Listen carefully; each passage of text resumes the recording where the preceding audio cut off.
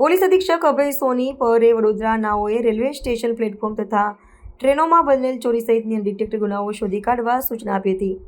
જેથી નાયબ પોલીસ અધિક્ષક GS શાન, પશ્ચિમ રેલવે સુરત વિભાગ નાઓના માર્ગદર્શન હેઠળ અને Surat railway station police inspector HD વ્યાસ નાઓની સીધી સૂચનાથી ગઈ તારીખ 3/1/2025ના સાંજે Surat railway station platform number 2 ઉપર ટ્રેન નંબર